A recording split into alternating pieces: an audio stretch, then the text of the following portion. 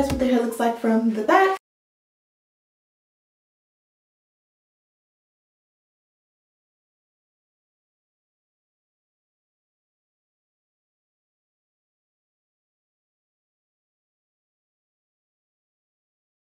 So today's video is going to come courtesy of Westkiss. Not going to hold you guys really quickly, just wanted to show you the end result of how the hair is going to come out. Today we're going to be doing like a mermaid slash unicorn look. I'm going to call it a mermaid look, but I'm not sure which one you would refer it to. This hair started out originally as blonde, and then I went to the slime lime green. I have that tutorial linked down below using the watercolor method. Now I'm going to amp it up another level, and I'm going to do this blue purple at the top. I'm also going to do this like really nice teal turquoise green in the middle and just create this really nice ombre effect using the watercolor method. Literally going to take me less than 5 minutes. No mess, no cleanup. So if you're interested, keep on watching. Also, be sure you're subscribed to my channel. If you're not, go ahead and hit that bell button so you never miss a video from me again.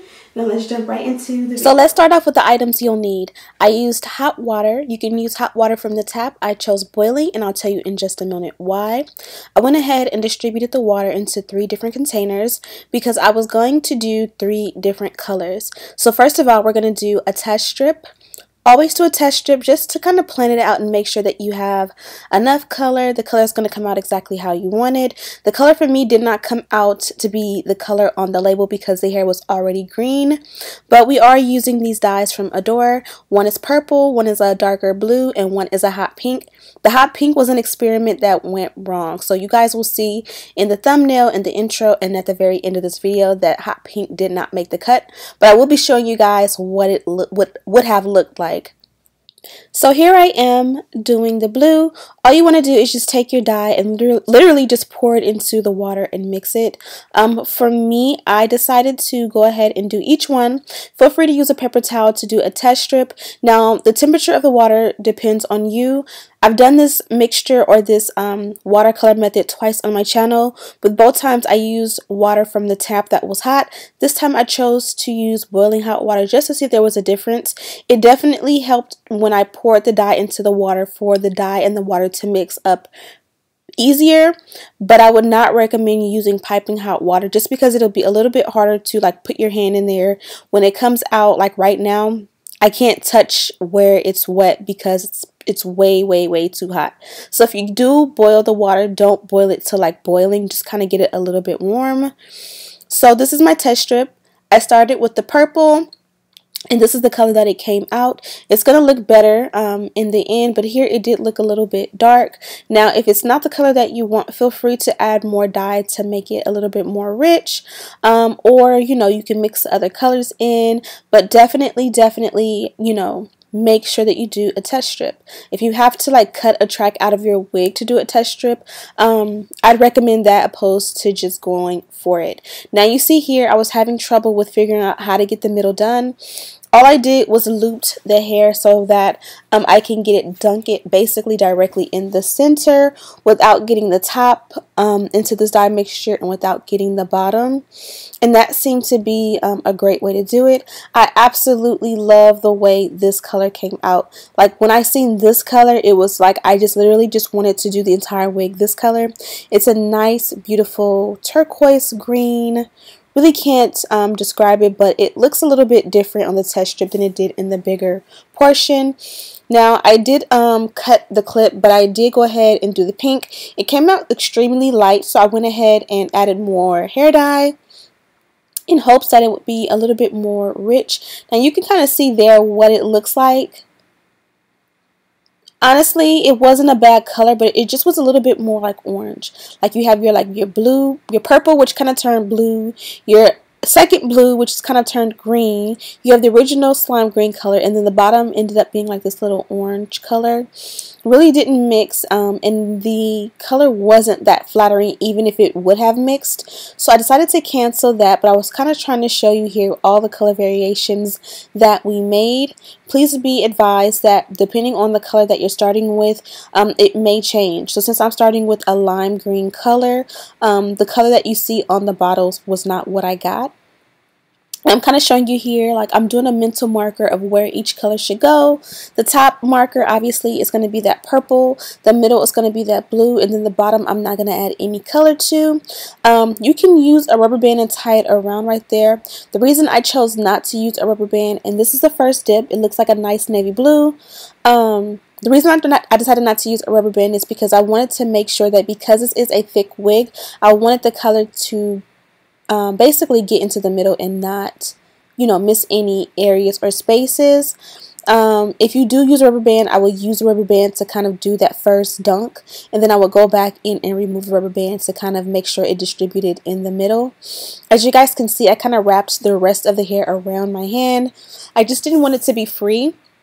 And the reason I didn't want it to be free was because it's very easy to have a piece like dunk into the water, and that's not what you want. If you notice the bucket of dye, water mixture, it got lighter. As soon as you dunk the hair in, the color, the dye will kind of pull onto the hair and it'll lighten the solution that's left. So you guys can see now it's much lighter. Now here I am just towel drying the hair just so I can like pull it apart and see how it came out. It appears to be a gorgeous navy blue color. I was definitely expecting it to be purple, but again, because it was started off at green, you're going to get a different result based on your starting point. Everybody's result are not going to be exactly the same because it's based off of how much dye you distribute, you know, how you do it. All those things are going to play a huge factor in what color you get, which again, don't want to beat a dead horse, but that is exactly why you want to do a test strip and make sure that you know what color you're going to get. Now for the middle, I kind of did the same thing that I did the test strip. I kind of took and kind of folded the hair in half and kind of dunked just the center in using that spoon to kind of make sure that the color was distributing through. Now I'm holding the hair where the purple and the blue are supposed to meet. What happened there was because I was holding it there and I didn't get that part in the water, that part didn't take the dye as well, because again, when you dunk the hair into the solution, whatever hair touches the water first is going to receive the biggest impact or the most amount of the hair dye. So like the very center where the hair dunked in the most is where the color is more rich, and where you really would want it to be more rich is where the purple and that blue are gonna meet. So that was my only mistake. I would recommend that you kind of save these containers and just put the lids on them while you sort of rinse through the hair. I mean, basically, I would rinse the hair in the sink, kind of detangle it, put it on the mannequin head so you can see wherever you missed a spot. Like here, you can clearly see that I missed a lot. So I did go back and redunk it, but it kind of was like at that point, it wasn't a lost cause because it did help, but it kind of was like I needed to take it out, put it in the sink, rinse it, let towel dry it, and then kind of see exactly where I needed a little bit of help and then go back. Which is why, for me, I went ahead and poured the solution out immediately after I was done. And then once I put the wig on the mannequin head, I kind of went back and was like, man, I wish I would have kept it because now I don't have it and I need a little bit more dye in certain spaces just for it to be perfect. Now you can see with this solution, it is much lighter as well because, again, the hair kind of pulled the color from the water. And yeah, and that's pretty much it. It was very simple to do. Again, just mark and kind of keep a mental note of where you want the color to be. Kind of hold it in place. If you want, you can definitely use a rubber band to kind of get the hair where or kind of mark it so that you don't go over the space. I kind of wanted to make sure it wasn't gradient, and I kind of felt like if I would have put a rubber band, it would have been like super blunt where each color stopped and the other color started, if that makes any sense. So I'm absolutely in love with the way it came out. I just feel like, and you'll see once it's blow dried, that it just needed a little bit of a touch up, more specifically in the center. Which the center, I will say, is the hardest to get because at the top, obviously, you just dunk it. The bottom didn't need any color. And the center, you kind of have to make sure that the top and the bottom are not getting wet. Now we head over to the sink. I literally just rinsed the color. You really can't tell from here, but when you rinse it, no color is pulling into the sink. It literally grabs onto that color and literally does no bleeding, which is literally the weirdest thing ever. The lace does not turn any color. As you can see, I'm getting rid of my excess solution. I wish I would have just put the lid on it and kept it, because again, the hair does need a touch up in the center. It looks beautiful because I added the wand curls. It looks amazing and you can't really tell, but just for my own like anal aspect, I would go back and touch it up just a little bit. Again, the lace did not dye purple. It's perfectly like nothing ever happened. It didn't bleach. It was no mess on my countertops. You guys can see I did not use any gloves and my hands are not stained at all. Literally the most fail-proof way to color hair. And the thing is, if I would have messed up the color, I just would have dyed it all like a darker color. Like I would have just dyed the whole wig black or something like that. But you guys can see here those pieces where it's still the slime green like pad at the very top of where the middle section is. Again, that's kind of where I was like, you know, I need to go and touch it up. But I had already threw away everything, all of my product. What was left in the bottles, I just threw everything away because there was only a little bit left, so I'll have to do it on a different time. I just added my silken sheens for a little bit of shine after a good blow dry, and this is kind of the point where I realized if I wore it bone straight, it really would not look as good, just because you can see all of the imperfection. But you're also going to see the wand curls are going to look amazing. With the wand curls, it kind of looks like it's meant to be what it is. Like it's imperfect, but it's meant to be. When it's bone straight, you kind of basically you can get clocked. So the wand curls took forever because this wig is super full. If you did not know, this wig started out as blonde bundles and a frontal. I made a wig and then I did the same method with just green. I used like Manic, Panic, and Arctic Fox and made the slime green color. And now again, I wanted to make the mermaid color and it looks so beautiful.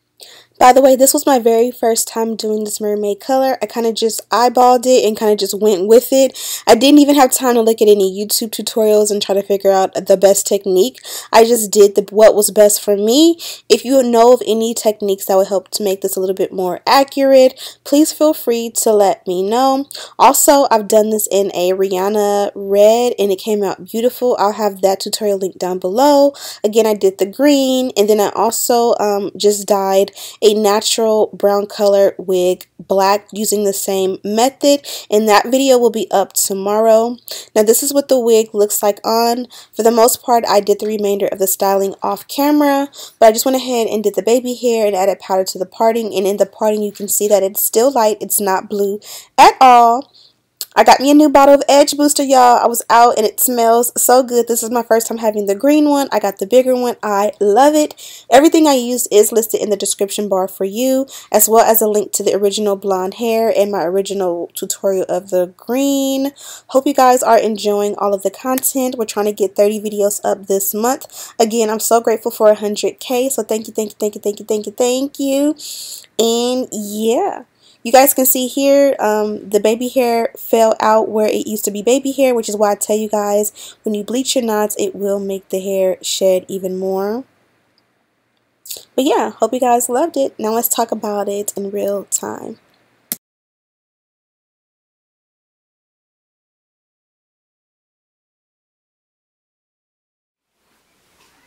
Okay, so these are the final results. Absolutely love the way this one came out. This is my first time trying like mermaid hair slash unicorn hair. Not really sure what you would call it. I was definitely wanting the pink at the end, but ultimately I'm super excited that I did not choose the pink, just because I feel like the blue to like the turquoise green to the actual green kind of just marries and it's all the same family, whereas the pink is not in the same family, so I kind of would have interrupted the flow. It actually was much easier than I ever expected. Other than that, I went ahead and rinsed the hair and I added conditioner. Didn't even need to wash it, and it doesn't leave like a buildup or film. Like sometimes whenever you dye or bleach your hair, like if you don't get all of the color out, you kind of feel like this thick, greasy feel to it. This is nice and soft and fluffy and bouncy. All I added was my shine spray, and then I added a little bit of a holding spray just to make sure that the curls held very well. I always find that wand curls hold better than like curling iron curls for some reason with me. Thank you guys so much for watching. The winners of the giveaway will be announced later today. And as always, I'll see you in the next one.